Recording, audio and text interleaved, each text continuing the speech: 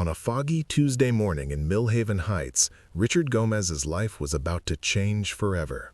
A single father working 3 jobs to keep his family afloat, he never expected 4 simple words to transform everything. But when he saw a woman falling from the 10th floor balcony of the luxury high-rise he was painting, he didn't hesitate. "I won't let you fall," he called out as he raced across the scaffolding to save her. Little did he know that this woman wasn't just another accident victim. She was someone whose identity would turn his world upside down. 3 days later, a black limousine pulled up to his cramped apartment building, bringing with it an offer that seemed impossible to believe. But who was this mysterious woman he saved? And why did those 4 words set such extraordinary events in motion? Before we dive back in, tell us where you're watching from. And if this story moves you, make sure you're subscribed, because tomorrow I've got something that will absolutely blow your mind. The alarm clock's shrill cry pierced through Richard Gomez's exhaustion at 4:30 a.m., but his eyes were already open. They had been for the past hour, staring at the water stain on his bedroom ceiling that looked remarkably like the state of his finances, spreading and getting worse every day. In the dim blue light of his phone, the notifications told their familiar story. Overdraft warning, past due notice, final reminder. Richard rolled out of the narrow bed he'd been sleeping on for 8 months now, ever since he'd given up his bedroom for his daughter. The hardwood floor was cold against his bare feet, a reminder that the heating bill would have to wait another week. Through the thin walls of their Millhaven Heights apartment, he could hear Mrs. Petroff next door getting ready for her early shift at the diner. The building was full of people like them, working hard, barely surviving, dreaming of something better. In the kitchen that doubled as a dining room, Richard spread the bills across the small table he'd built himself from salvaged wood. Credit card minimum payments that seemed to grow despite his efforts. The final notice for Emma's school fees, bright red letters that felt like accusations. His ex-wife's lawyer demanding back child support with threats that made his stomach clench. The numbers never added up, no matter how many times he rearranged them, no matter how many extra shifts he picked up. "Dad?" A sleepy voice interrupted his calculations. 12-year-old Emma stood in the doorway, already dressed for school, her backpack slung over one shoulder. She was small for her age, with expressive dark eyes that missed nothing and carried too much worry for someone so young. "You're up early again." Richard quickly gathered the bills, sliding them into the worn manila folder that had become his constant companion. "Just planning the day, mija." He forced a smile. The same one he'd perfected over the past 2 years since the divorce, since everything had fallen apart. "What do you want for breakfast?" Emma's gaze lingered on the folder, and he saw her doing the mental math she'd gotten too good at. At 12, she already understood the weight of every dollar, the meaning behind his tired eyes, the reason they'd moved to this smaller apartment, then this even smaller one. "Cereal's fine, Dad. I can make it myself." "Nonsense." Richard moved to the refrigerator, taking inventory of its sparse contents. 2 eggs left, a container of milk that would expire tomorrow, bread that was starting to go stale. "How about French toast? It's Tuesday. That calls for something special." As he cooked, Emma sat at the table doing homework she should have finished the night before, but couldn't because she'd been helping Mrs. Petroff's grandson with his English while Richard worked his security shift at the mall. She was always helping someone, always putting others first, just like her mother used to, before the stress of his failed business and mounting debts had driven them apart. "Dad?" Emma said carefully, not looking up from her math problems. "Jessica's mom said there's a job opening at her company, administrative assistant. It pays really well." Richard flipped the French toast, keeping his movements steady even as his heart clenched. Emma was 12 and already trying to solve his problems, already thinking about ways to help support their family. "That's thoughtful of her, mija, but I'm good where I am. 3 jobs means 3 times the experience, right?"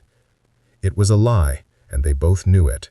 Richard's 3 jobs were whatever he could find that fit around his schedule and didn't require credentials he didn't have. Painting crew work that paid cash under the table, night security at the shopping center, weekend landscaping for a contractor who sometimes forgot to pay on time. None of them offered benefits, stability, or a future. Emma nodded, but her frown told him she was running her own calculations. At 12, she'd developed an accountant's eye for the family's financial reality. She knew they were 2 missed payments away from eviction. She knew her school fees were overdue. She knew her father was working himself into exhaustion trying to hold their small world together. By 6 a.m., they were walking to the bus stop through Millhaven Heights' morning fog. The neighborhood was a mix of old apartment buildings and converted warehouses, home to families like theirs who worked hard but never seemed to get ahead. Richard carried his painting supplies in a battered toolbox his father had given him 20 years ago, back when he thought construction work would be temporary, just until his landscaping business took off. "The field trip permission slip is due Friday," Emma said as they waited for her school bus. "But it's okay if I can't go. Sarah's mom said she might not let her go either because it's expensive." Richard's chest tightened. Emma was in advanced math, gifted science, honors English. Her teachers said she could get into any college she wanted if they could figure out how to pay for it. A field trip to the science museum shouldn't be a luxury she couldn't afford. "How much?" he asked. "Dad, really, it's—" "How much, Emma?" She bit her lip. $35, but there's also lunch money and the workbook we need for next month, and I'll figure it out." He squeezed her shoulder as the yellow bus rounded the corner. "You focus on being 12, okay? Let me worry about the rest." As the bus pulled away, Emma's face in the window looking back at him with that too mature concern, Richard felt the familiar weight of responsibility settle on his shoulders. The morning was gray and cold, typical for October in Millhaven Heights, and he had a full day of painting ahead of him at the Grandview Towers, the luxury high-rise where people spent more on a single dinner than he made in a week. His phone buzzed with a text from Miguel, his crew leader. "Running late. Start setup on 10th floor east side. Paint's already up there." Richard checked his watch. If he hurried, he could catch the bus and still be on site by 7 a.m. The Grandview Towers job was good work, steady pay for 3 weeks, cash at the end of each day. The kind of job that might actually let him catch up on some bills, maybe even buy Emma something nice for her birthday next month. As he climbed onto the city bus, nodding to the driver who knew him by now, Richard allowed himself a moment of hope. Maybe today would be different. Maybe something would finally go right. Maybe the careful house of cards he'd built around their lives would hold together a little longer. He had no way of knowing that in less than 3 hours, 4 simple words would change everything. That the woman he was about to save would see something in him that he'd forgotten existed. That his moment of instinctive heroism would unlock a future he'd never dared to imagine. But first, he had a building to paint, bills to worry about, and a daughter's dreams to somehow make possible. Just another morning in the life of Richard Gomez, single father trying to hold his world together one day at a time. The fluorescent lights in the Grandview Towers lobby cast harsh shadows across Richard's weathered face as he signed in with building security. At 7:15 a.m., the marble floors gleamed under the early morning cleaning crew's efforts, and the air smelled of expensive coffee from the executive cafe on the 2nd floor. This was a different world from his cramped apartment in Millhaven Heights, a world where people's monthly rent exceeded his annual income. "Painters go to the service elevator," the security guard said, without looking up from his newspaper, pointing with his pen toward the back of the building. It wasn't said with malice, just the casual dismissal that Richard had grown accustomed to. Invisible worker, invisible problems, invisible life. The service elevator was scarred with the marks of countless deliveries and repairs, a stark contrast to the polished guest elevators with their brass fixtures and soft lighting. As Richard rode up to the 10th floor, he mentally ran through his day. 8 hours of painting here, then a quick lunch, if there was time, followed by his afternoon shift doing landscaping for Brennan's lawn care. If he was lucky, he'd be home by 7 p.m. to help Emma with homework before heading out to his overnight security shift. The math never worked, no matter how he calculated it. 70-hour work weeks that barely kept them afloat. No benefits, no sick days, no safety net. One missed shift, one injury, one unexpected expense, and their fragile stability would collapse entirely. Miguel was already on the 10th floor when Richard arrived, along with Tony and Carlos, the other members of their small crew. Miguel Santos had been painting buildings in Millhaven for 15 years, supporting a wife and 3 kids with the same kind of hustle that kept Richard moving. The difference was that Miguel had started young, before life got complicated. Richard had come to this work later, after his dreams had crashed and burned. "Morning, Richard," Miguel called out, already mixing paint. "We're doing the east side today. 10 apartments, all high-end finishes. These people pay more for paint than I make in a month." He shook his head with a mixture of admiration and disbelief. Tony, barely 19 and still optimistic about his future, was setting up scaffolding near the floor-to-ceiling windows. "Look at this view. You can see the whole city from up here. The harbor, downtown, everything." Richard joined him at the window, looking out over Millhaven spread below. From this height, the city looked clean and orderly, full of possibility. He could see the university where Emma dreamed of studying someday, its red brick buildings and green quads, a stark contrast to the industrial areas where he lived and worked. Somewhere down there, she was sitting in her advanced math class, probably helping other students understand concepts that came naturally to her brilliant mind. "My daughter wants to be an engineer," Richard found himself saying. "Biomedical engineering. She says she wants to design artificial hearts." "Smart girl," Miguel said, looking up from his paint mixing. "My oldest is starting community college next year, first person in our family to go to college." Richard nodded, feeling the familiar knot in his stomach. Community college would be a luxury for Emma. Even with financial aid, even with scholarships, the costs seemed insurmountable. Books, supplies, living expenses, the opportunity cost of her not working to help support their family, it all added up to an impossible dream. His phone buzzed with a text from Emma. "Dad, forgot to mention, parent-teacher conference Thursday at 3. Miss Rodriguez wants to talk about my college prep classes." Richard stared at the message, calculating. Thursday at 3 p.m. was right in the middle of his landscaping shift. Brennan didn't like workers missing time, even for family emergencies. But this was Emma's education, her future. He'd figure something out. "Everything okay?" Carlos asked, noticing Richard's frown. "Parent-teacher conference. My daughter is in all honors classes." "Must be proud," Carlos said. "My boy's struggling just to pass regular classes. You're lucky." Lucky. Richard almost laughed. Emma's intelligence was a blessing and a burden. Every A+ reminded him of opportunities he might not be able to provide. Every teacher's praise came with expectations he wasn't sure he could meet. College applications, SAT prep, extracurricular activities, all the things successful parents provided their gifted children. They worked in companionable silence for the next few hours, the rhythm of painting providing a meditative backdrop to Richard's swirling thoughts. The apartments they were refreshing cost more per month than he made in 6 months. Each room was larger than his entire living space. The fixtures, the furniture visible through plastic sheeting, the art on the walls. Everything spoke of a life where money wasn't a daily concern. At 10:30 a.m., Richard's phone rang. Unknown number. "Mr. Gomez, this is Janet from Millhaven Elementary. I'm calling about your daughter, Emma." Richard's heart stopped. "Is she okay? Is she hurt?" "Oh no, she's fine. I'm sorry to worry you.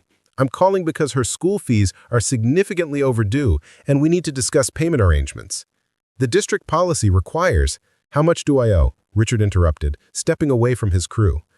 "The total is $347.83, including late fees. We can set up a payment plan, but we need at least 50% down by Friday, or Emma will need to be withdrawn from her advanced placement classes." Richard closed his eyes, leaning against the wall. Emma's AP classes were her ticket to college scholarships. Without them, her chances of affording higher education dropped dramatically. "I'll have it Friday," he heard himself saying. "Wonderful. We'll expect payment by 3 p.m. Thank you, Mr. Gomez." $173.92 by Friday. Richard mentally reviewed his finances. The painting job paid at the end of the week, but that money was already allocated to rent and utilities. His security job paid bi-weekly. The landscaping work was cash only, but Brennan had been slow to pay lately. "Bad news?" Miguel asked quietly. "School fees," Richard said simply. Miguel nodded with understanding. They all faced the same struggles, the constant juggling of bills and priorities, the impossible choices between necessities. Richard returned to his painting, but his mind was elsewhere. Emma at school, probably unaware that her educational future hung in the balance of his ability to come up with $174 by Friday. The injustice of it burned in his chest. His brilliant, hard-working daughter shouldn't have to worry about whether she could take the classes that challenged her mind. His ex-wife, Carmen, had texted last week asking if he'd considered signing over full custody. "She'd have more opportunities with my new husband," Carmen had written. "Private schools, college funds, stable home life." The subtext was clear. Richard couldn't provide for Emma the way she deserved. The thought made his jaw clench. He'd made mistakes, plenty of them. The failed landscaping business that had drained their savings, the credit decisions that had spiraled out of control. The pride that had kept him from asking for help until it was too late.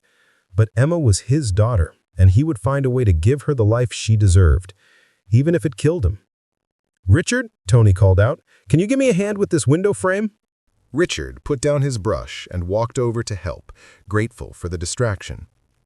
As they worked together to mask the intricate molding around a massive window, he caught a glimpse of movement on the balcony of the adjacent apartment.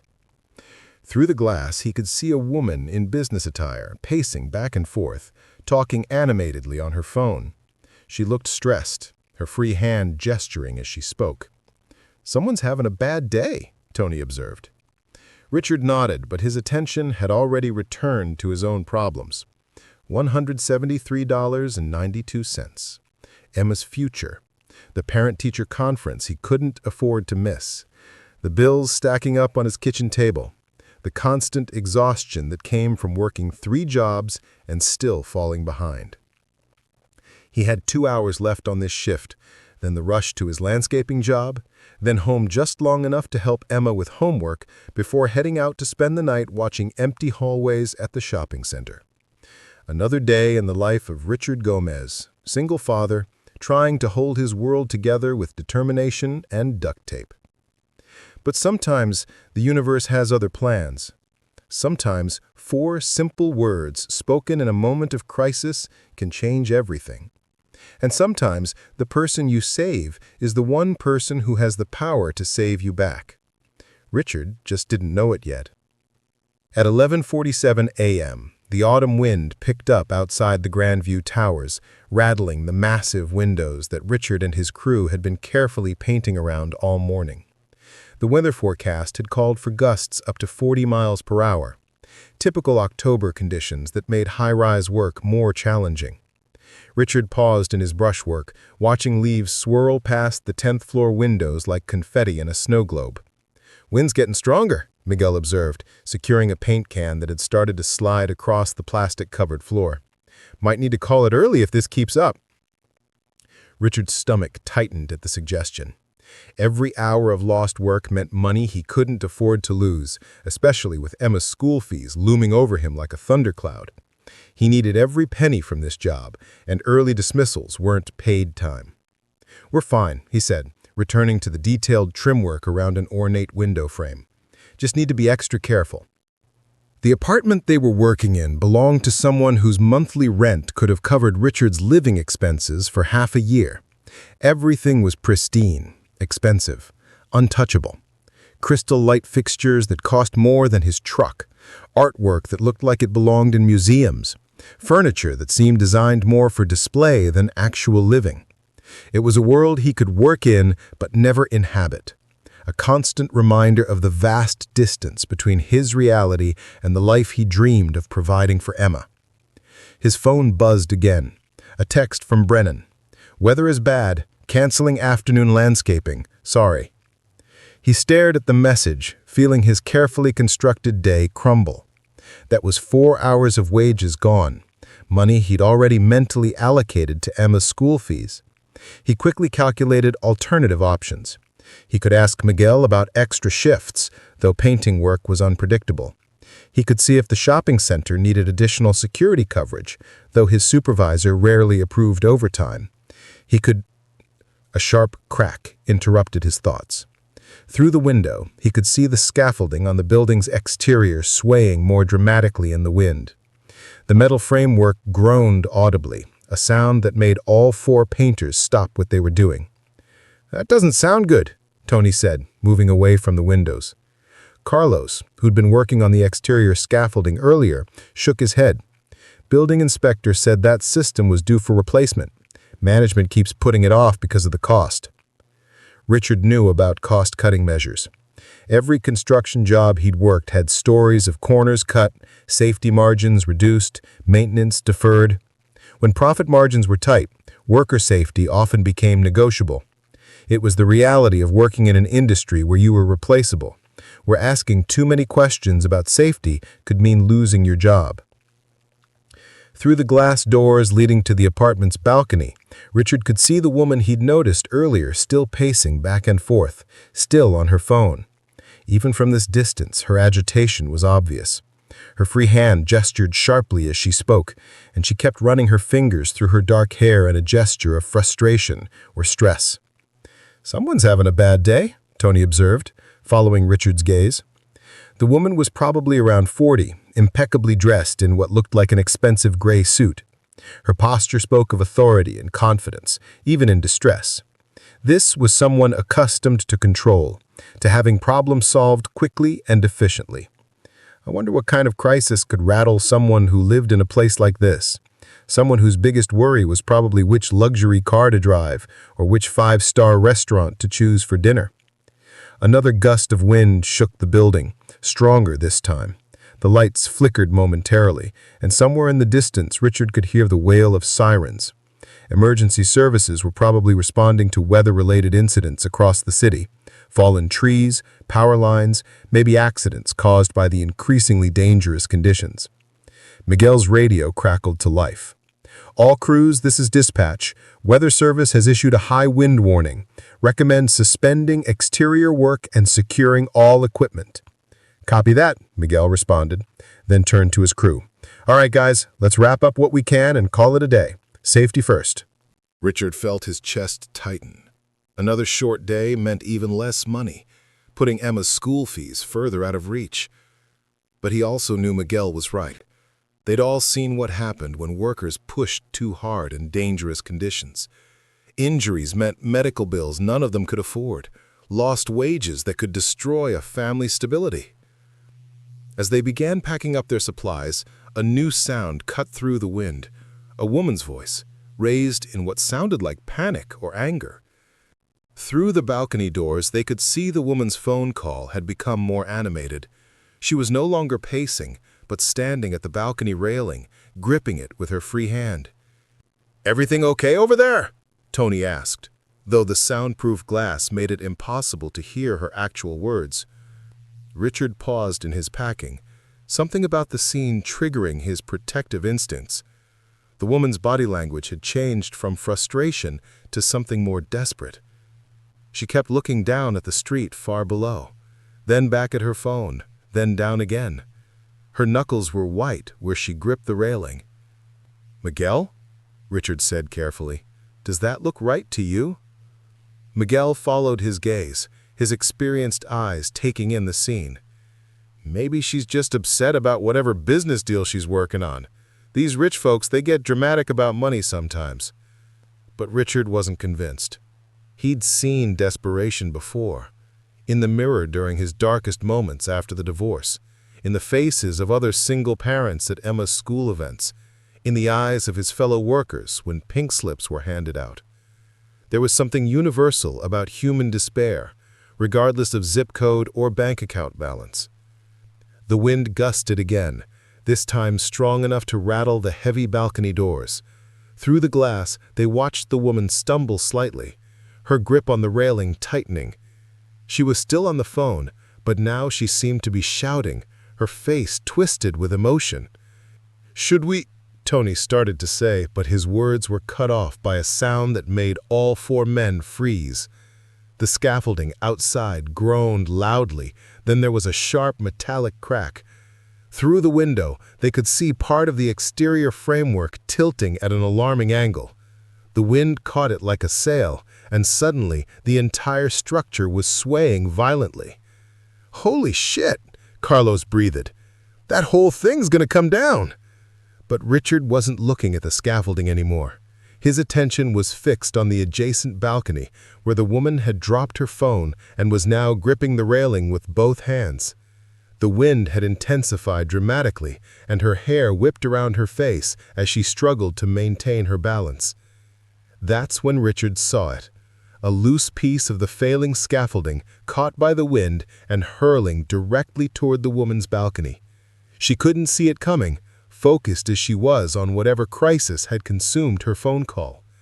The metal piece was large enough and moving fast enough to seriously injure or kill someone. Time seemed to slow down as Richard processed what was about to happen. The scaffolding debris would hit the balcony railing at exactly the spot where the woman was standing. The impact would either strike her directly or damage the railing enough to send her tumbling 10 floors to the street below. "Look out!" he shouted, though he knew she couldn't hear him through the soundproof glass. Miguel, Tony, and Carlos turned to see what had captured Richard's attention, but by then he was already moving. Without conscious thought, without calculating the risks or considering the consequences, Richard dropped his paintbrush and ran toward the balcony doors of the apartment they were working in. The scaffolding debris struck the adjacent balcony with a thunderous crash, exactly as Richard had predicted. The impact sent the woman stumbling backward, but the damaged railing couldn't support her weight. As if in slow motion, Richard watched her lose her balance and begin to fall. In that split second, with the woman's life hanging in the balance, Richard didn't think about his own safety. He didn't consider the legal liability or the potential consequences. He didn't calculate whether his actions would cost him his job or put his own family at risk. Instead, he threw open the balcony doors and raced across the narrow gap between buildings, reaching out as far as he could stretch. The woman's terrified eyes met his as she fell, and without hesitation, Richard spoke the 4 words that would change both their lives forever. "I won't let you fall." His strong hands closed around her wrists just as she cleared the balcony edge, her full weight suddenly suspended in his grip. The strain was enormous. She was a tall woman, probably 140 pounds of dead weight pulling against his arms and shoulders. His feet braced against the balcony floor, his back muscles screaming in protest. Richard held on with everything he had. Below them, 10 stories of empty air yawned like an open mouth. One slip, one moment of weakness, and they would both plunge to their deaths on the concrete sidewalk below. "Hold on!" he grunted through gritted teeth, his arms burning with the effort of supporting her weight. "I've got you! I won't let you fall!" The woman's eyes were wide with terror and disbelief, but she managed to wrap her fingers around his forearms, helping to distribute the load. Through the adrenaline and fear, Richard could see intelligence in her gaze, a quick mind processing their dire situation. "Can you swing toward the building?" he called down to her, his voice strained with effort. She nodded, using what core strength she had to angle herself closer to the balcony. Richard adjusted his grip, pulling with everything he possessed. His painting crew had rushed to help, Miguel grabbing Richard around the waist to provide additional support, Tony and Carlos reaching down to help pull the woman to safety. Together they hauled her up and over the balcony railing, all 5 of them collapsing in a heap on the concrete floor. For a moment, nobody spoke, everyone breathing heavily from the adrenaline and exertion. The woman sat up slowly, her expensive suit torn and dirty, her perfectly styled hair disheveled. But she was alive, and as her eyes met Richard's, There was something in her expression that went beyond simple gratitude. "Thank you," she said quietly, her voice steady despite everything she'd just experienced. "I don't know how to thank you." Richard was still catching his breath, his arms aching from the strain, his mind beginning to process what had just happened. "Are you hurt? Do we need to call an ambulance?" She shook her head, taking inventory of herself with the systematic approach of someone accustomed to crisis management. "I'm fine. Shaken up, but fine." She looked at each of the 4 men who had helped save her life. "All of you, thank you. I won't forget this." As sirens railed in the distance, growing closer, Richard helped the women to her feet. He had no way of knowing that he just saved the life of Dr. Alexandra Winters, Chief Technology Officer of Pinnacle Dynamics, one of the most powerful women in the biomedical industry. He had no way of knowing that her phone call had been about a revolutionary artificial heart technology that could save millions of lives. He had no way of knowing that in 3 days, his simple act of heroism would unlock opportunities beyond his wildest dreams. All Richard knew was that he'd kept his promise. He hadn't let her fall. And sometimes, when you catch someone who's falling, they catch you right back. The Millhaven Heights Community Center had never hosted anything like the press conference that erupted 24 hours after the rescue. Richard sat uncomfortably in a folding metal chair, still wearing his paint-stained work clothes, as reporters fired questions about his split-second decision to save a falling stranger. The fluorescent lights buzzed overhead, casting harsh shadows across his weathered face as cameras clicked incessantly. "Mr. Gomez, did you know who Dr. Alexandra Winters was when you saved her life?" asked a reporter from Channel 7 News. Richard shifted in his seat, glancing toward the back of the room where Emma stood with Mrs. Petrov, both wearing expressions of bewildered pride. "No, ma'am. I just saw someone who needed help." The questions kept coming, but Richard's mind kept drifting to the surreal events of the past day. After the rescue, after the ambulances and police reports and insurance paperwork, he'd returned home to his cramped apartment expecting nothing more than Emma's worried questions about why he was 3 hours late. Instead, he'd found a black town car parked outside his building and a woman in an expensive suit waiting by his front door. "Mr. Gomez, I'm Jennifer Walsh, Dr. Winters' executive assistant. She'd like to speak with you when you have a moment." That conversation lasted 4 hours and changed everything Richard thought he knew about the woman he'd pulled back from the edge of death. Dr. Alexandra Winters wasn't just wealthy. She was Dr. Alexandra Winters, the youngest chief technology officer in the history of Pinnacle Dynamics, a biomedical technology company that manufactured artificial organs for patients worldwide. More importantly, she was the daughter of Dr. Robert Winters, whose name Richard recognized from Emma's college preparation research. The Winters Foundation had funded breakthrough research in biomedical engineering for 20 years, including the scholarship programs that Emma dreamed of qualifying for. The artificial heart prototype that Dr. Winters was discussing during her phone call represents a $20 million research investment. How does it feel knowing you saved not just her life, but potentially thousands of future patients? Richard rubbed his temple, feeling the weight of expectations he didn't understand. "I don't know about all that. I just did what anyone would do." But even as he said it, he knew it wasn't entirely true. The past 24 hours had taught him that not everyone would act as he did. The building's insurance company had already contacted him about liability concerns. His painting crew had been questioned extensively about safety protocols. Miguel had been forced to submit to drug testing as if heroism required pharmaceutical explanation. "Mr. Gomez, can you tell us about your daughter's reaction to all this attention?" Richard's eyes found Emma again, and his chest tightened with protective instinct. She'd been overwhelmed by the reporters who had somehow found their way to her school, asking 12-year-old questions about her father's heroism as if she were a media relations expert. My daughter just wants to get back to her normal routine. She's got homework to finish. That wasn't entirely accurate either. Emma had stayed up until nearly midnight reading every article she could find about Dr. Winters and Pinnacle Dynamics. She discovered that the company's artificial heart technology was revolutionary, that Dr. Winters held 17 patents in biomedical engineering, that the research she'd been discussing during that fateful phone call could potentially save hundreds of thousands of lives annually. "Dad," Emma had said as they ate breakfast that morning, "do you know what this could mean? Dr. Winters is like the smartest person in biomedical engineering, and you saved her life." Richard had smiled, but privately worried about Emma's tendency to dream too big, to see possibilities where only disappointments usually lived.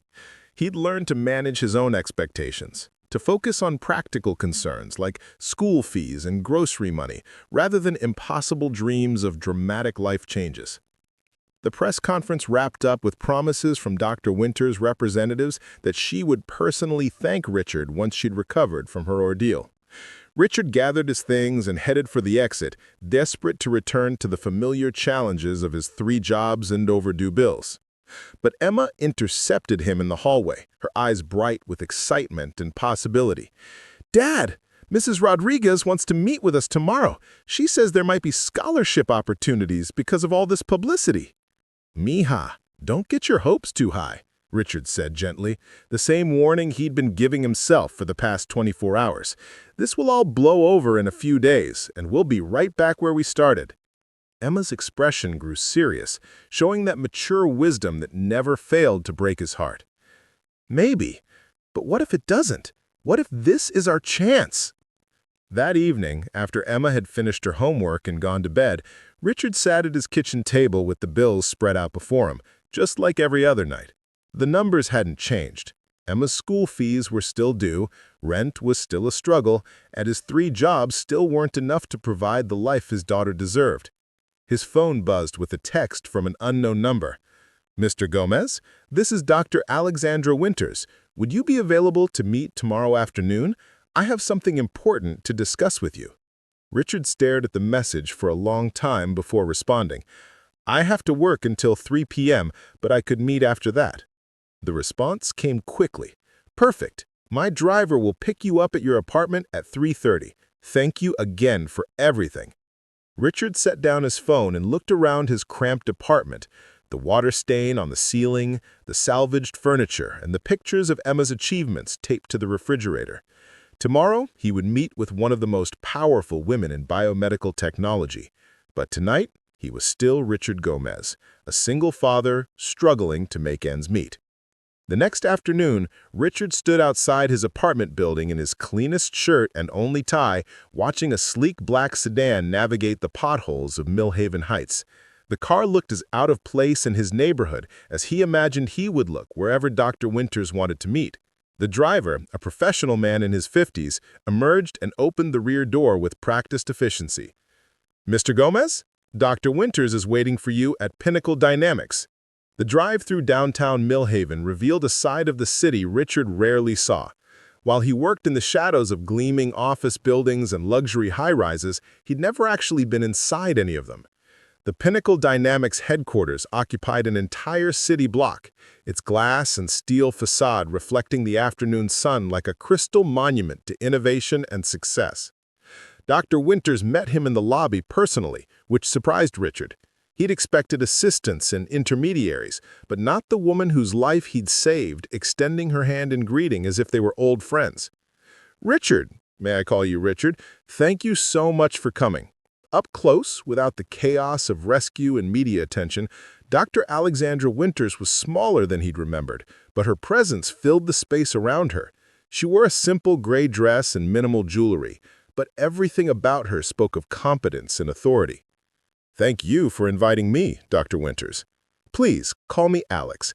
After what we've been through, I think we can skip the formalities." She gestured toward the elevators. "I'd like to show you something." They rode to the 15th floor in comfortable silence, Richard taking in the understated luxury of the executive level. Through floor-to-ceiling windows, he could see the entire city spread out below, including the Grandview Towers where their lives had intersected just 48 hours earlier. Dr. Winters led him into a conference room where displays showed complex medical diagrams and research data. "This is the project I was working on when you saved my life," she began, pointing to a detailed schematic of an artificial heart. 5 years of research, $20 million in development costs, and clinical trials that could begin saving lives within 18 months. Richard studied the diagrams, thinking of Emma's dreams of biomedical engineering. "It's impressive. Emma would understand this better than I do. Actually, that's something I wanted to discuss with you." Dr. Winters opened a folder and pulled out what looked like official documents. "I've been doing some research of my own over the past 2 days. About you, about Emma, about your situation." Richard's stomach tightened. Privacy was one of the luxuries he couldn't afford to lose. "I know about Emma's academic achievements," Dr. Winters continued. "Straight A's in honors classes, state-level science fair winner, accepted into advanced placement programs that most adults couldn't handle. I also know about the financial challenges that are threatening her educational opportunities."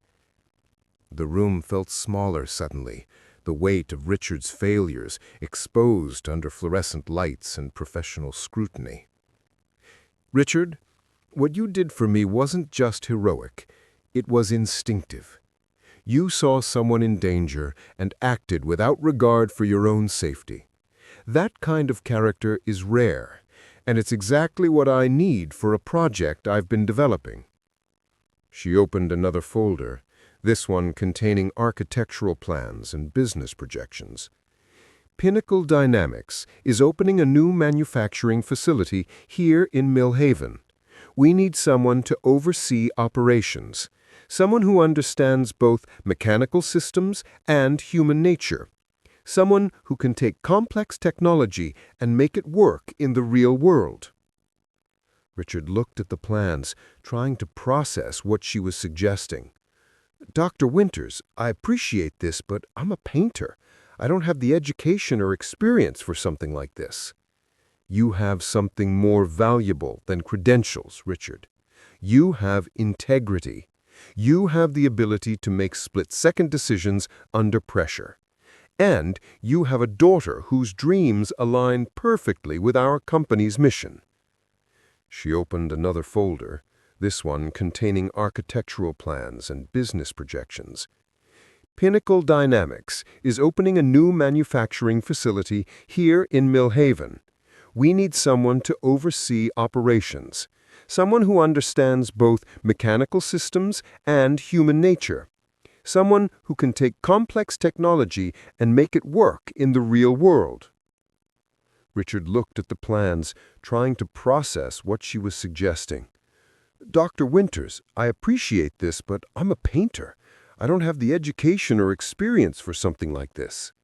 "You have something more valuable than credentials, Richard. You have integrity. You have the ability to make split-second decisions under pressure. And you have a daughter whose dreams align perfectly with our company's mission." She slid a document across the table. "This is a formal job offer. Operations Director, Millhaven Manufacturing Division. Starting salary of $120,000 annually, full benefits, education assistance for Emma, and a company house in Riverside Estates." Richard's hands trembled as he picked up the document. The salary alone was more than he currently made in 2 years. The benefits package included medical coverage that would have saved his family from bankruptcy when Carmen was sick. The education assistance could make Emma's college dreams a reality. "There's something else," Dr. Winters continued. "I've had my research team look into Emma's academic record. We'd like to offer her a summer internship in our biomedical engineering division, paid with college credit and direct mentorship from our top researchers." The room spun slightly as Richard tried to process the magnitude of what was being offered. Yesterday, he'd been worried about coming up with $174 for MS school fees. Today, He was being handed opportunities that could transform both their lives completely. "Why?" he managed to ask. "This is too much. People don't change other people's lives like this." Dr. Winters smiled, and for the first time since he'd met her, she looked less like a corporate executive and more like a human being who understood struggle and gratitude. "Richard, when you reached out and said, 'I won't let you fall,' you didn't just save my life. You reminded me why I got into this business in the first place. To help people, to solve problems, to make sure that families like yours have opportunities to succeed." She stood and walked to the window, looking out over the city where Richard had spent years working in the shadows of success. "Besides, this isn't charity. I need someone I can trust absolutely. Someone whose character has been tested under the worst possible circumstances. You've already proven that when everything is on the line, you make the right choice." Richard looked at the job offer again, at the numbers that could solve every financial problem he'd faced for the past 3 years, at the benefits that could secure Emma's future, at the chance to build something meaningful instead of just surviving day to day. "Can I think about it?" he asked. "Of course. Take your time. But Richard," Dr. Winters extended her hand, "Emma's summer internship offer stands regardless of your decision. That brilliant girl deserves every opportunity to pursue her dreams." As Richard shook her hand, he realized that sometimes the person you save ends up saving you right back. And sometimes 4 simple words spoken in a moment of crisis can open doors you never knew existed. The only question now was whether he had the courage to walk through them. Richard stared at the job offer document for the 3rd time that evening, the numbers swimming before his tired eyes. $120,000, full benefits, company house, Emma's internship. On paper, it was everything he'd ever dreamed of providing for his daughter. In reality, it felt like a trap wrapped in golden promises. "Dad, you've been staring at that paper for 2 hours now. What's wrong?" Richard rubbed his eyes, feeling the weight of a decision that could change everything. "It's complicated, mija. This kind of opportunity doesn't just fall into people's laps. There has to be a catch." Emma picked up the document, scanning the technical language with the same intensity she brought to her advanced math problems. "It looks legitimate. Dr. Winters has a reputation for developing talent. I read about her mentorship programs online." That was part of what worried Richard. Emma had spent hours researching Dr. Winters, Pinnacle Dynamics, and the biomedical industry, her excitement growing with each article she found. She was already imagining herself in laboratory coats, designing artificial organs, changing the world through science. The disappointment would crush her if this opportunity evaporated as suddenly as it had appeared. His phone rang, interrupting his brooding. Carmen's name appeared on the caller ID, and Richard's stomach tightened. His ex-wife only called when there was trouble. "Hello to you too, Carmen?" Richard walked to the living room, lowering his voice. "Yes, it's true. Dr. Winters offered me a position with her company." "A construction worker? As an operations director? Come on, Richard, you can't be serious about considering this." The familiar sting of Carmen's dismissal cut deep, but what hurt more was the grain of truth in her skepticism. "I'm not just a construction worker. I've been managing crews, overseeing projects. You paint buildings, Richard. This woman is offering you an executive position because you grabbed her arm when she was falling. Do you really think you're qualified to run a biomedical manufacturing facility?" Emma appeared in the doorway, her expression darkening as she caught fragments of the conversation. Richard turned away, not wanting her to see the doubt creeping across his face. "What I think," Carmen continued, "is that you should be realistic about this. Emma's already gotten her hopes up about college scholarships and internships. What happens when this company realizes they made a mistake? What happens when you fail at something you're not prepared for? After hanging up, Richard found Emma at the kitchen table, her homework spread out but ignored. Mom thinks you're not good enough for this job, doesn't she? Richard sat down heavily, the weight of Carmen's words settling in his chest like stones. Your mother is practical. She's seen me fail before. But you didn't fail, Dad. Your landscaping business failed because the economy crashed and people stopped paying for lawn care. That wasn't your fault. Emma's fierce loyalty warmed his heart, but Carmen's concerns echoed his own secret fears. What did he really know about running a manufacturing facility? How could he supervise engineers and technicians when his own education had ended with high school? What happened when Dr. Winters realized she'd made an emotional decision rather than a business one? The next morning brought new complications. Miguel called before Richard had finished his coffee, his voice tight with concern. Richard, we got problems. The building management company is threatening to sue over the scaffolding incident. They're saying we violated safety protocols. Richard felt his world tilt slightly. What kind of lawsuit? The kind that could shut down our painting contracts.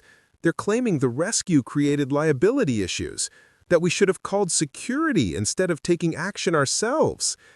Miguel paused. Look, I got 3 kids and a mortgage. I can't afford to get blacklisted from construction jobs because of this hero stuff.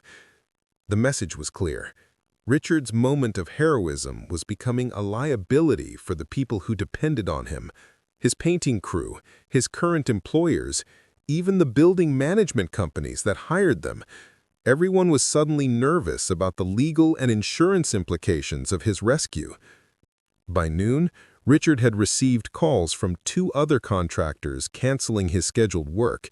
His afternoon landscaping shift was postponed indefinitely while Brennan's company reviewed their insurance coverage.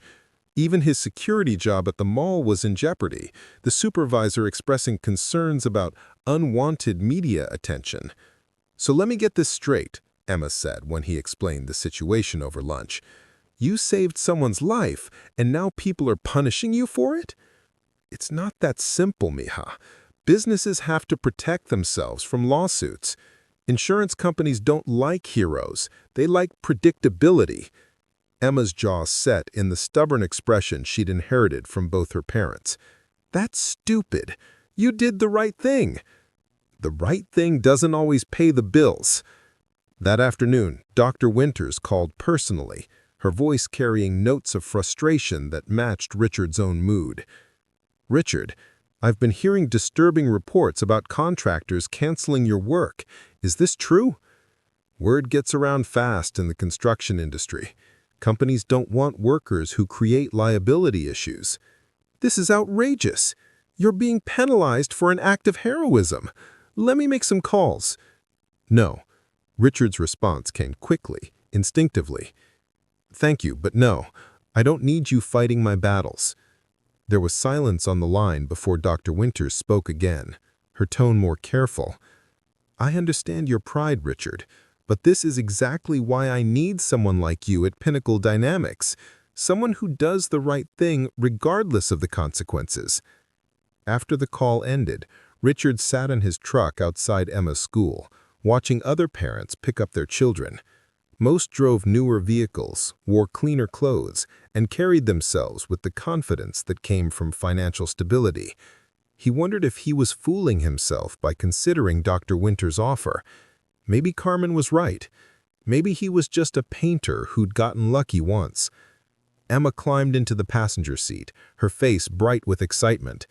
Dad, guess what? Miss Rodriguez talked to the guidance counselor about the internship opportunity. They think I should apply for early admission to the university's biomedical program. With Dr. Winters' recommendation, I might get accepted directly into their honors track. Richard's heart sank as he watched his daughter's dreams expand beyond his ability to support them. If he took the Pinnacle Dynamics job and failed, the disappointment would destroy her. If he didn't take it, he'd be robbing her of opportunities that might never come again. That's great, mija, but remember what I always tell you about getting your hopes too high? "Dad, stop." Emma's voice carried an adult firmness that surprised him. "I've been thinking about this all day. Mom called me this morning." Richard's hands tightened on the steering wheel. "What did she say?" "She wants me to move in with her and David.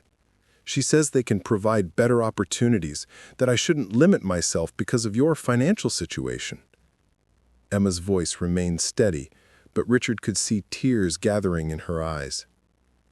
"She said if you really love me, you'll let me go." The words hit Richard like physical blows. Carmen was playing the card he'd always feared, using Emma's future as leverage, forcing him to choose between his pride and his daughter's opportunities. "What did you tell her?" "I told her I'm staying with you. But Dad, she's not wrong about the opportunities. If you don't take this job with Dr. Winters, what happens to my college dreams? What happens to the internship?" That evening, Richard called Dr. Winters and asked to meet again. They sat in her office as the sun set over Millhaven, the city lights beginning to twinkle below them like earthbound stars. "I need to ask you something directly," Richard said. "Are you offering me this job because I saved your life, or because you actually think I can do it?" Dr. Winters considered the question seriously. "Both. Your heroism showed me your character, but character alone isn't enough to run a manufacturing facility. I've spent the past week researching your background, Richard. Your crew supervisors say you have an intuitive understanding of mechanical systems. Your workers respect your judgment. Your problem-solving skills are exceptional." She pulled out another folder, this one containing employment records and performance evaluations Richard had forgotten existed. "You've been undervaluing yourself for years. The question isn't whether you can do this job. It's whether you'll let fear and self-doubt prevent you from trying. And if I fail, if I prove everyone right who says I'm in over my head, then you fail having tried to build something better for Emma instead of settling for what you think you deserve." Dr. Winters leaned forward, her expression intense. "Richard, I'm not offering you charity. I'm offering you a chance to discover what you're actually capable of." Richard looked out at the city where he'd spent years working in the shadows, painting other people's dreams, maintaining other people's success. Emma was right. This might be their only chance at something better. But Carmen was right too. The stakes were enormous, and failure would hurt more than just his own pride. "I need to know something else," he said finally. "Emma's internship. If I take this job and it doesn't work out, if you have to fire me, what happens to her opportunity?" Dr. Winters smiled, the first genuine warmth he'd seen from her since their initial meeting. "Emma's internship is based on her own merit, not your employment status.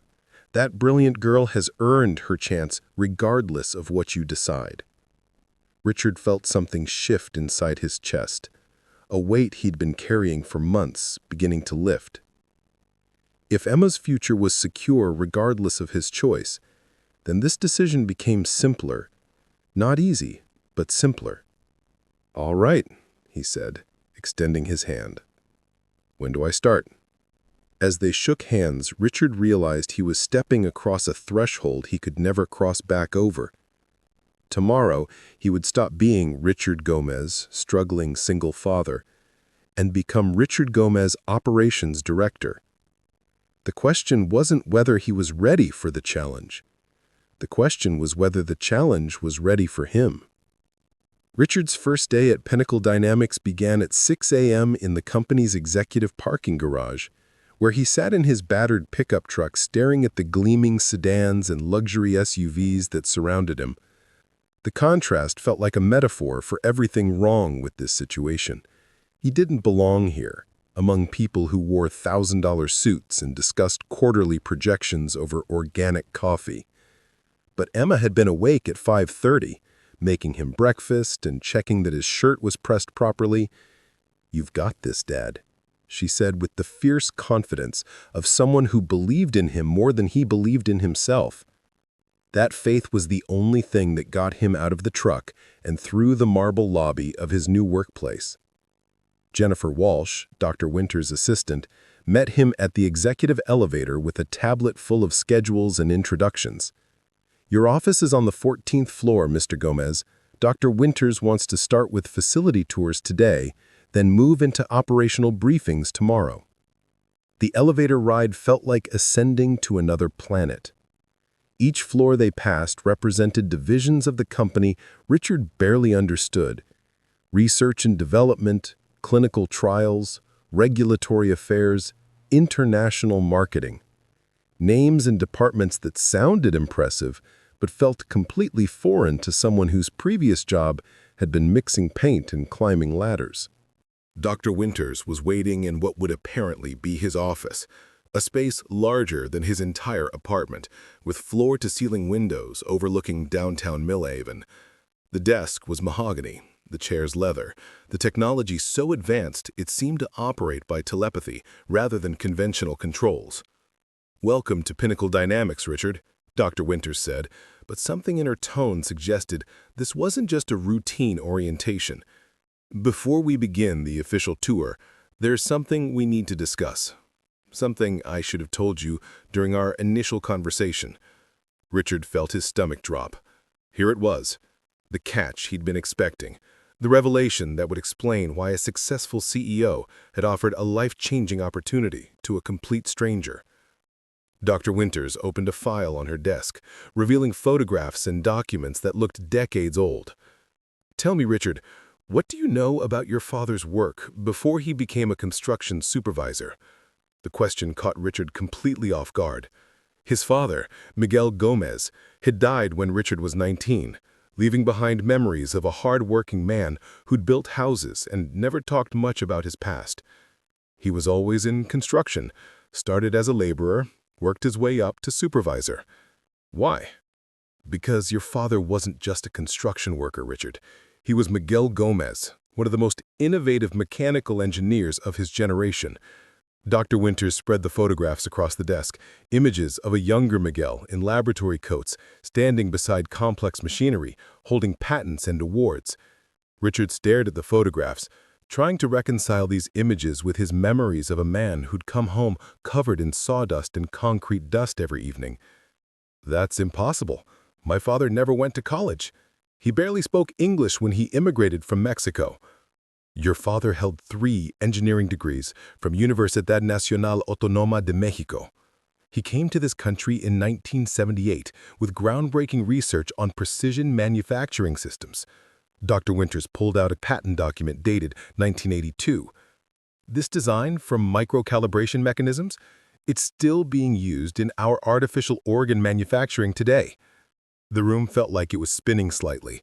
Richard reached for one of the photographs, studying his father's young face, seeing familiar features but a completely unfamiliar context. Why didn't he ever tell me? Why did he work construction if he was an engineer? Because the engineering firms in the 1980s weren't interested in hiring Mexican immigrants, regardless of their qualifications. Your father faced discrimination that forced him to take whatever work he could find to support his family. Dr. Winters' voice carried notes of anger at historical injustices. But he never stopped innovating. "Look at this." She showed Richard a series of technical drawings, all signed with his father's distinctive handwriting. Designs for construction equipment modifications, safety improvements, efficiency systems, innovations that had been implemented across the industry without Miguel ever receiving credit or compensation. "Dr. Winters," Richard said carefully, "what does this have to do with the job you offered me?" "Everything. Your father's engineering principles, his approach to problem-solving, his integration of theoretical knowledge with practical application. These are exactly the skills I need for the Millhaven manufacturing facility." She leaned forward, her expression intense. "Richard, you've been applying your father's methodologies your entire career without realizing it. The way you troubleshoot mechanical problems, the way you train workers, the way you see connections between systems, that's not just natural talent, that's inherited expertise." Richard thought about the countless times he had modified tools or developed more efficient work processes, solutions that came to him intuitively but impressed his supervisors. He'd always assumed these insights were common sense, but perhaps they represented something deeper, knowledge passed down through observation and osmosis rather than formal instruction. "There's more," Dr. Winters continued, opening another folder. "I've been investigating the discrimination your father faced, the patents that were stolen from him, the innovations that made other people wealthy while he struggled to support his family. Pinnacle Dynamics owes a Gomez family a debt that goes back 40 years. "You're offering me this job out of guilt?" Richard asked, feeling a familiar sting of wounded pride. "I'm offering you this job because you're the right person for it, Richard. The guilt just makes it easier to justify the salary." Dr. Winters smiled, but her expression remained serious. "Your father's work laid the foundation for modern precision manufacturing. Your natural abilities, combined with proper training and resources, could revolutionize how we approach biomedical production." Richard stood and walked to the window, looking down at the city where his father had spent decades building other people's dreams instead of his own. The injustice of it burned in his chest, a brilliant mind forced into manual labor by prejudice and circumstance, innovations stolen and credited to others, potential wasted by a system that valued pedigree over ability. What happened to his research, his original designs? Most of it was appropriated by the firms that rejected him, but some survived. Dr. Winters joined him at the window. "Your father kept copies of everything, Richard. When he died, his papers were donated to the university's engineering archive. I've been studying them for months, trying to understand his methodologies." "Emma doesn't know any of this." "That's your decision to make. But Richard, your daughter inherited more than just intelligence from your family line. She inherited a legacy of innovation that was interrupted by discrimination, but never truly ended." Richard thought about Emma's natural affinity for engineering concepts, her ability to see solutions that eluded adults with advanced degrees. Perhaps her brilliance wasn't just genetic lottery, but generational inheritance. Miguel's engineering mind expressing itself through his granddaughter's developing talents. His phone buzzed with a text from Emma. "Dad, how's the first day going? Remember, you belong there." The message struck him with new meaning. He did belong here, not because Dr. Winters felt guilty about historical injustices, but because this work was literally in his blood. His father's suppressed genius, channeled through years of watching and learning, had prepared him for exactly this opportunity. "Dr. Winters," he said finally, "I want to see his papers, all of them." "Of course, but first, let me show you something else." She led him to a conference room where engineering drawings covered every wall, complex diagrams that looked familiar despite their technical sophistication. "These are your father's designs for the precision systems we'll be implementing in Millhaven. I've been trying to adapt them for biomedical applications, but I've been missing something crucial." Richard studied the drawings, his mechanical mind automatically analyzing the flow patterns and calibration sequences. After several minutes, he began to see the gaps in the implementation, subtle inefficiencies that his father would never have accepted. "Here," he said, pointing to a calibration sequence, "this feedback loop is too complex. My father would have simplified it like this." Without conscious thought, Richard began sketching modifications on a whiteboard, his hand moving with the same decisive strokes visible in his father's original drawings. Dr. Winters watched in silence as Richard worked through the mechanical logic, making intuitive adjustments that resolved problems her engineering team had struggled with for months. When he finished, she photographed his modifications with reverence usually reserved for historical artifacts. "Richard, what you just did in 15 minutes took our best engineers 3 months to attempt, and they never found the solution you just provided." She set down her phone and looked at him with new respect. "You're not just your father's son. You're his intellectual heir." The weight of that realization settled over Richard like a new skin. He wasn't an imposter pretending to be qualified for executive responsibilities. He was Miguel Gomez's legacy, carrying forward work that had been interrupted but never abandoned. Emma wasn't just his brilliant daughter. She was the third generation of engineering innovation, ready to achieve the recognition that had been denied to her grandfather. "There's one more thing," Dr. Winters said, returning to her desk. "The facility we're building in Millhaven, it's going to be called the Miguel Gomez Center for Precision Manufacturing." Richard felt tears threaten for the first time since his father's funeral. Miguel Gomez, who had died believing his engineering dreams had been crushed by discrimination and circumstance, would finally receive the recognition he'd earned decades earlier. His innovations would carry his name, his methodologies would train new generations of engineers, and his legacy would live on through the lives saved by the medical devices manufactured using his designs.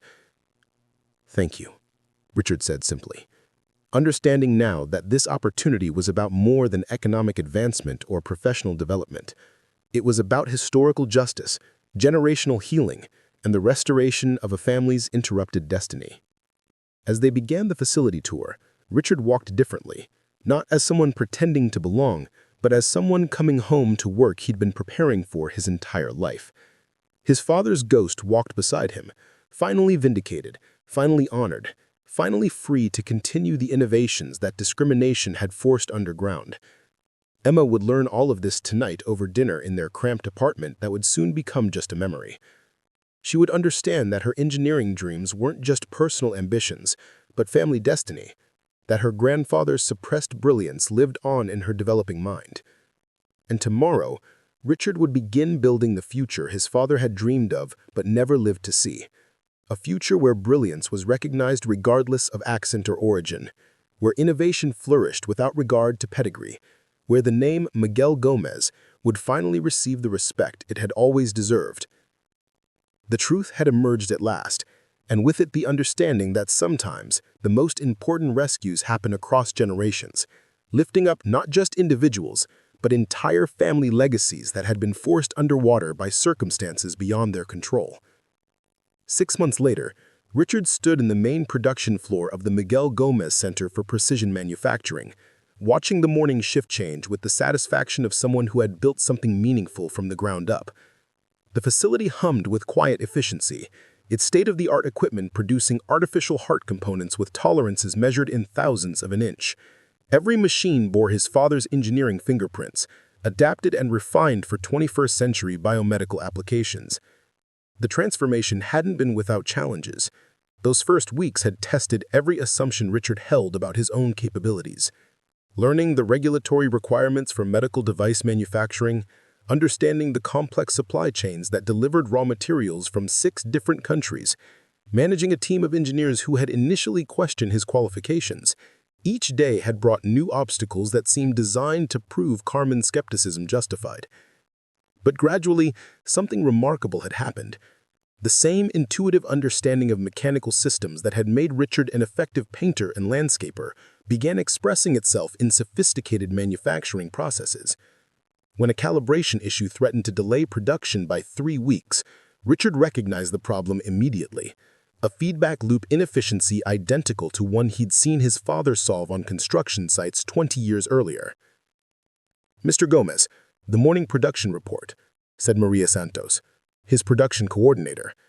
She was Miguel's daughter, hired not through nepotism but because her mechanical engineering degree from MIT was the most qualified candidate for the position.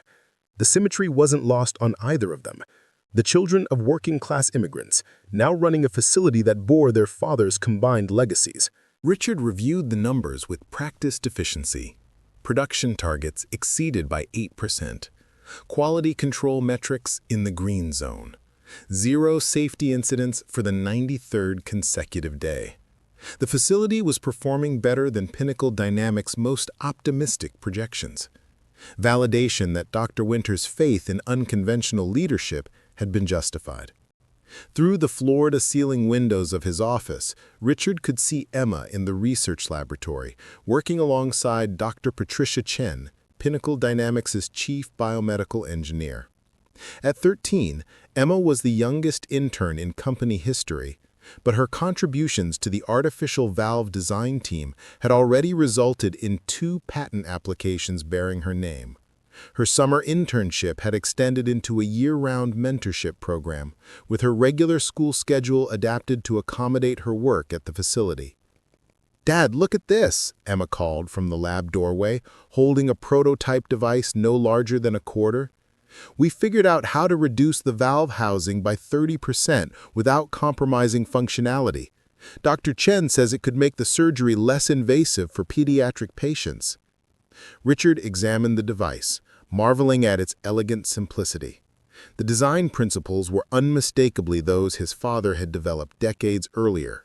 Form following function, efficiency through precision, innovation through practical application. Miguel's engineering philosophy, filtered through his granddaughter's brilliant mind, was now creating medical breakthroughs that would save children's lives around the world.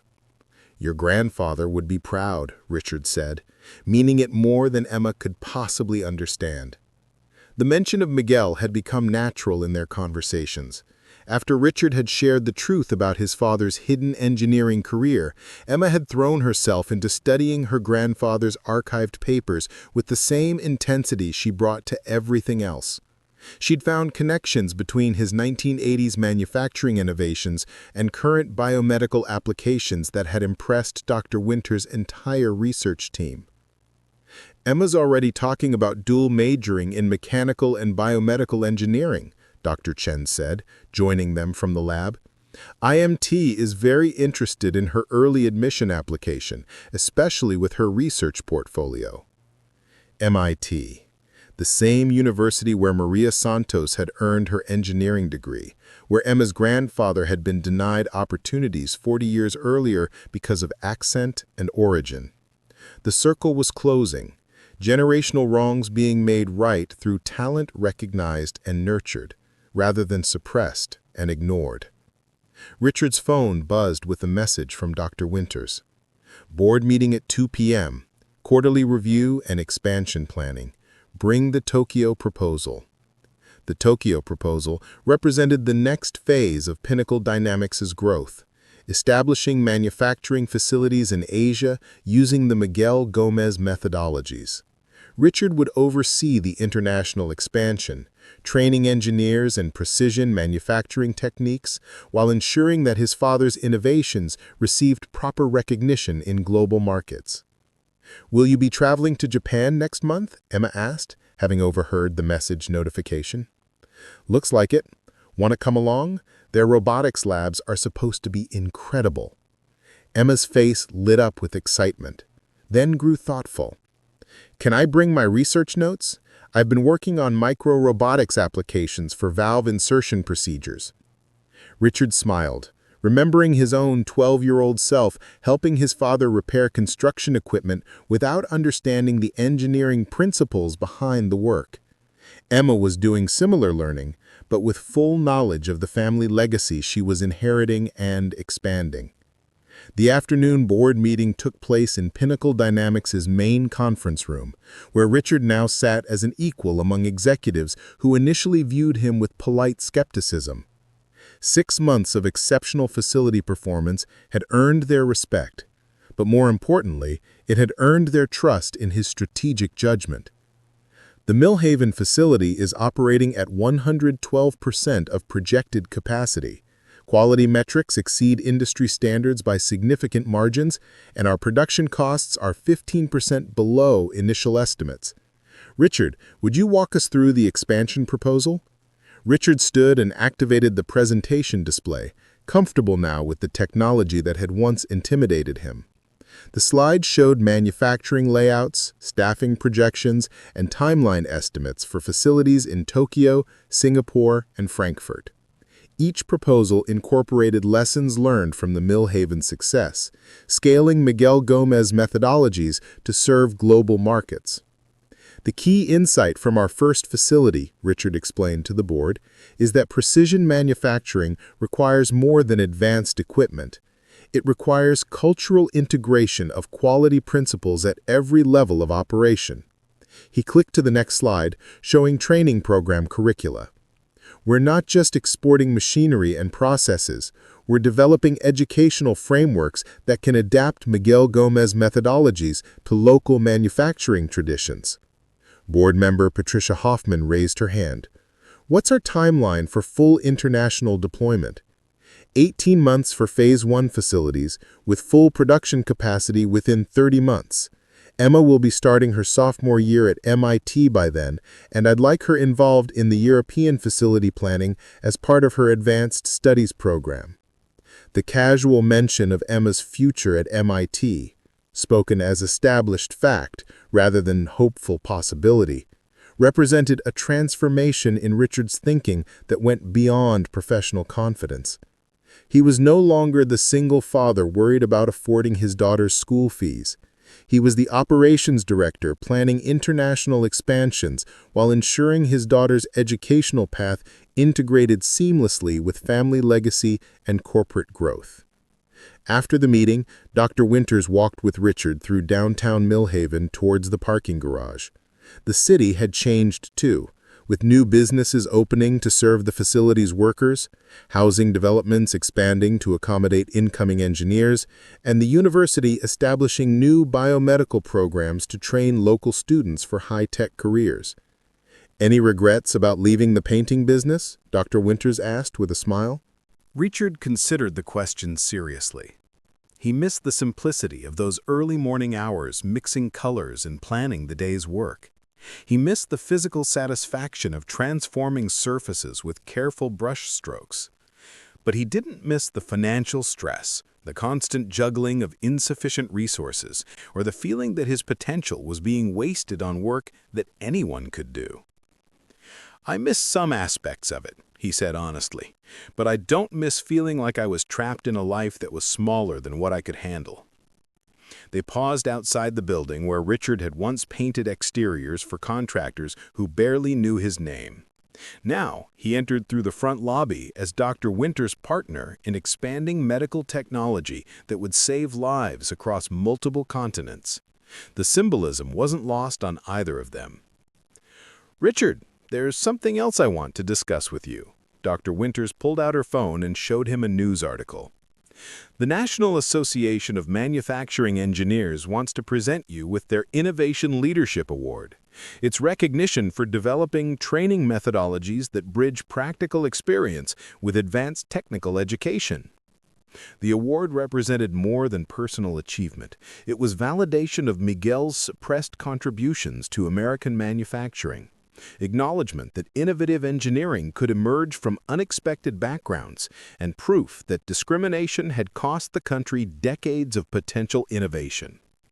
"They want Emma to present the award," Dr. Winters continued, "as representative of the next generation of engineers inspired by the Gomez methodologies." Richard felt the familiar tightness in his chest that came whenever Emma's achievements were publicly recognized. Pride mixed with protective instinct, satisfaction tempered by concern about placing too much pressure on young shoulders already carrying family legacy and personal ambition. "What does Emma think about it?" "She's honored, but she wants to make sure the presentation focuses on her grandfather's contributions rather than her own work. She says Miguel Gomez deserves recognition that's 40 years overdue." That evening, Richard and Emma sat in their new house in Riverside Estates, reviewing her latest research while planning the Tokyo trip. The house was everything Dr. Winters had promised: spacious, comfortable, in an excellent school district, but what mattered most was the workshop in the garage where Emma conducted experiments that would have impressed graduate students. "Dad," Emma said, looking up from her engineering notebooks, "do you think Grandpa Miguel would have been proud of what we're doing?" Richard set down his coffee and considered his daughter's question with the seriousness it deserved. Miguel had died believing his engineering dreams had been crushed by circumstances beyond his control. He'd never known that his son possessed inherited technical abilities, never seen his granddaughter's brilliant mind tackling problems he'd only dreamed of solving. "I think he would be amazed," Richard said finally. "Not just proud, but amazed that his work survived long enough to find its proper recognition." Emma nodded thoughtfully. "Sometimes I dream about showing him the facility, explaining how his calibration methods are saving hearts that would have failed. I think he'd like knowing that his innovations are helping kids like me have better lives." Richard pulled his daughter close, understanding that her connection to Miguel transcended genetics and entered the realm of spiritual inheritance. She was carrying forward more than engineering knowledge. She was fulfilling interrupted destiny, completing work that discrimination had forced underground, ensuring that brilliance suppressed in one generation could flourish without limits in the next.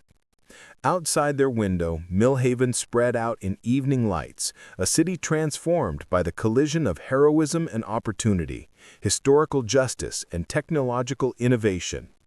Tomorrow would bring new challenges, new opportunities to prove that sometimes the most important rescues happen not in moments of crisis, but in the patient work of building better futures from the foundations of suppressed dreams. Richard had saved Dr. Winters from falling 10 stories to the street below. In return, she had saved his family from a life that was smaller than their potential and his father's legacy from historical obscurity. Both rescues had been necessary. Both had required courage, and both had created ripple effects that would continue expanding long after the initial moments of crisis had passed. Emma fell asleep against his shoulder, her notebook open to diagrams that would have made Miguel proud. Richard carried her to her room, then returned to his own planning for international expansions that would spread his father's innovations across continents. The future was no longer something to survive, but something to build, one precision-engineered component at a time. 2 years after that wind-swept morning on the 10th floor of Grandview Towers, Richard stood once again on a high balcony. But this time, the view was from his corner office at Pinnacle Dynamics' new international headquarters. The autumn light streaming through floor-to-ceiling windows illuminated a plaque on his desk that read, "Richard Gomez, Chief Operations Officer, Global Manufacturing Division."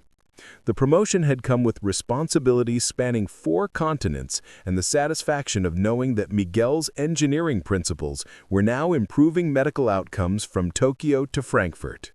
Below him, Millhaven had transformed into something his younger self could never have imagined. The old industrial district where he'd once painted buildings for minimum wage now housed 3 biomedical research centers, a university graduate school, and housing developments where young engineers started families while building careers in precision manufacturing. The Miguel Gomez Center had become the flagship facility for a network of production sites that employed over 2,000 people worldwide. Emma appeared in his doorway, no longer the anxious 13-year-old worried about her father's financial struggles, but a poised 15-year-old carrying herself with the confidence of someone whose intellectual gifts had found their proper outlet. She wore her MIT early admission letter like invisible armor, but more importantly, she carried herself like someone who understood that brilliance was meant to serve others rather than merely impress them. "Dad, the ceremony's starting in 20 minutes, she said, straightening his tie with the same gentle authority she'd inherited from both sides of her family tree. "Dr. Winters says the governor will be here, along with representatives from the National Science Foundation." Today marks the dedication of the Miguel Gomez Institute for Advanced Manufacturing, a research center attached to Millhaven University that would train the next generation of precision engineers while ensuring that innovative approaches to manufacturing remained accessible to students from all backgrounds. Emma would deliver the keynote address, not as Richard's daughter, but as the youngest researcher ever to publish findings in the International Journal of Biomedical Engineering. "Are you nervous?" Richard asked, though he knew the answer. Emma had inherited more than engineering aptitude from Miguel's genetic legacy. She'd also received his quiet confidence in the face of challenges that would intimidate people with less intellectual foundation. "Excited, not nervous. I get to talk about Grandpa's work to people who actually understand its significance. That's not nervousness-inducing. That's the opportunity of a lifetime." They walked together through corridors lined with photographs documenting the company's growth from regional manufacturer to global medical technology leader.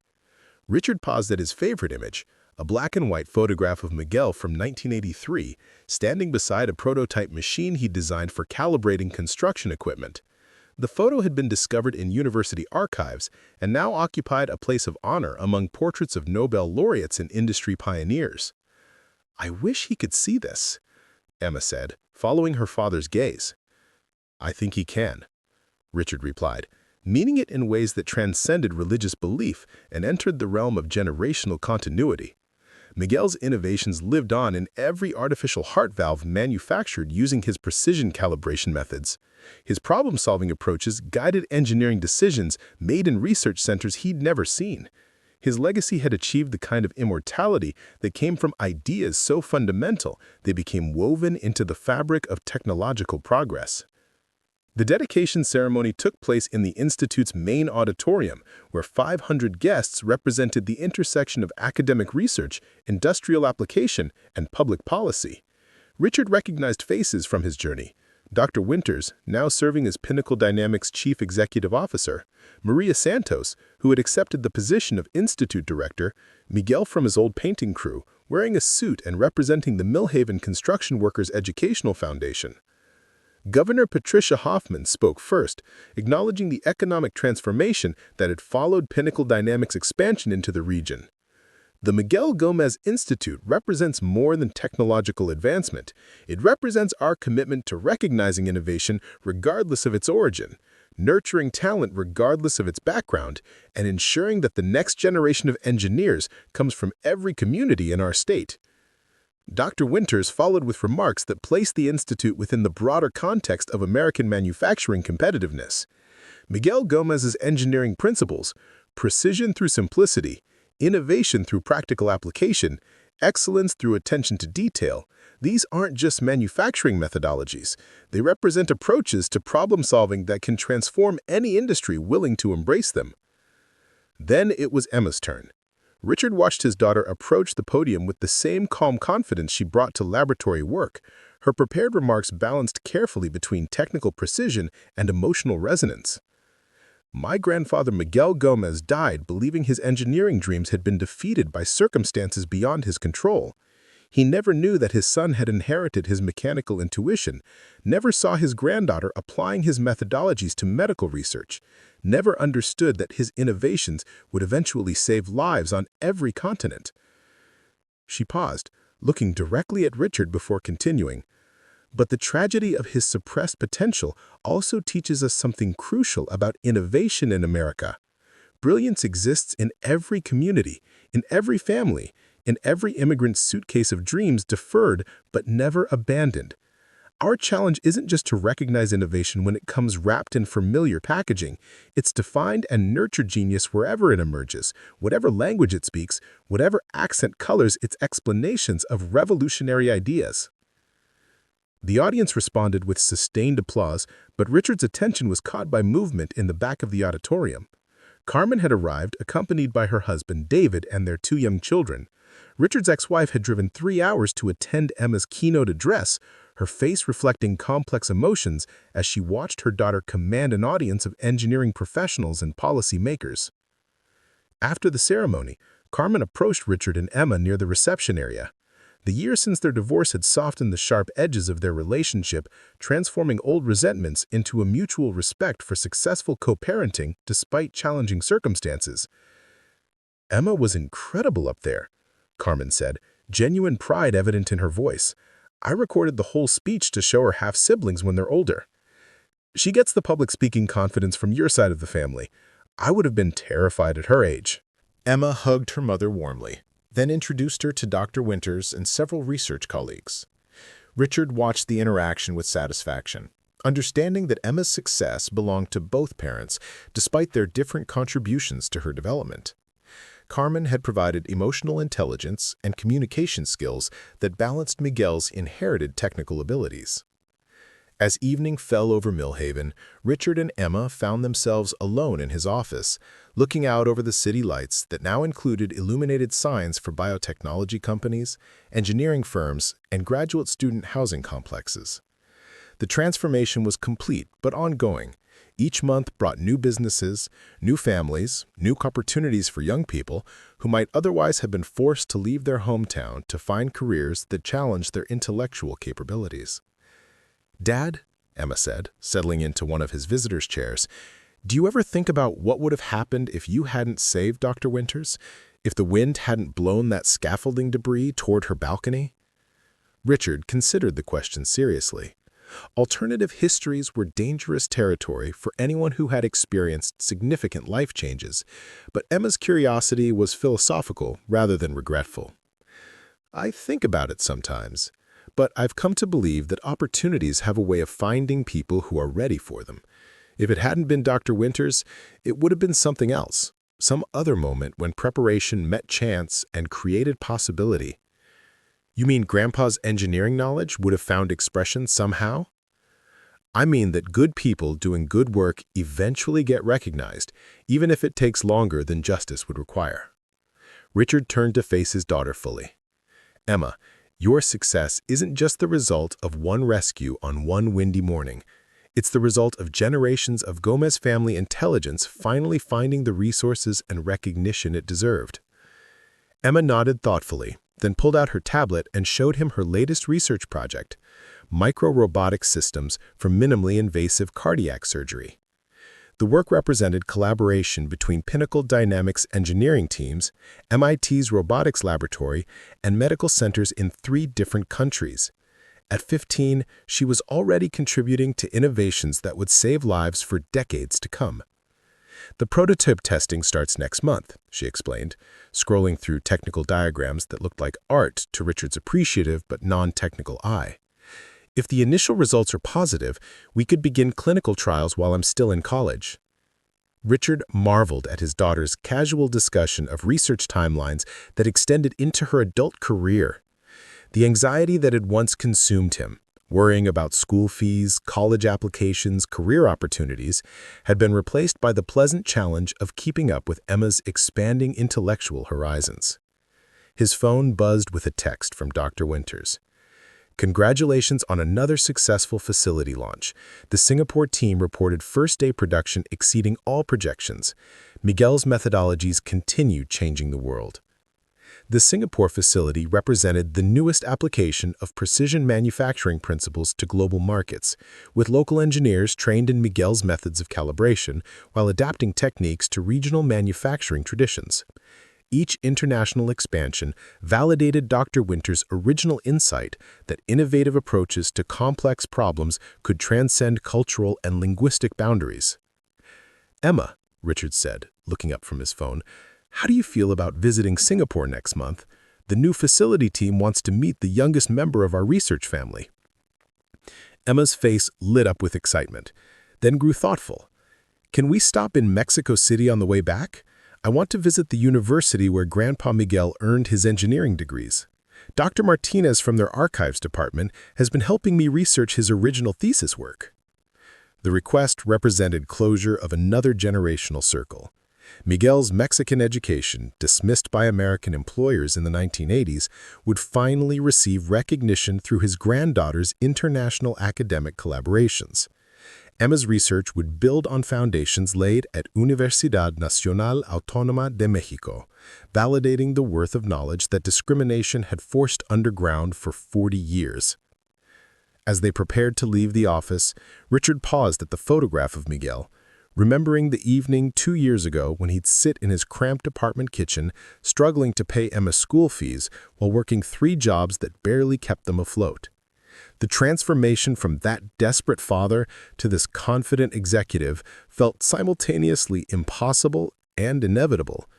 Impossible because of its magnitude, inevitable because of the persistence and potential that had always existed within their family line. "Dad," Emma said, catching his reflective mood, "what do you think the most important lesson is from everything that's happened?" Richard considered her question while watching the last light fade over Millhaven, the city that had become home to opportunities none of them could have imagined during those difficult early years. "I think the most important lesson is that rescue works both ways. When you reach out to help someone who's falling, you sometimes discover that they were positioned to catch you too. Dr. Winters needed someone to save her from that balcony, but our family needed someone to save us from a life that was smaller than our potential." Emma nodded, understanding that their story represented more than individual success, or even family redemption.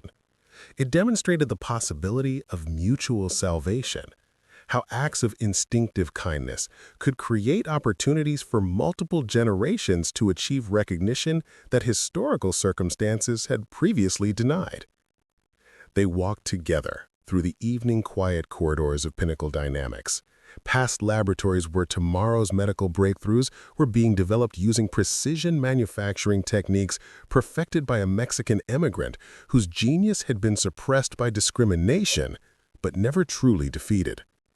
Outside, Millhaven spread before them in lights that represented thousands of families whose lives had been improved by the economic opportunities that followed Pinnacle Dynamics' expansion.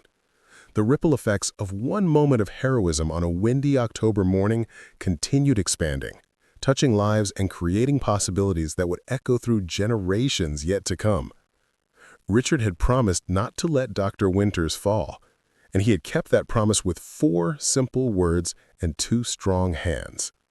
In return, she had ensured that the Gomez family would never fall again, not into poverty, not into obscurity, not into the historical silence that had claimed too many immigrant dreams for too many decades.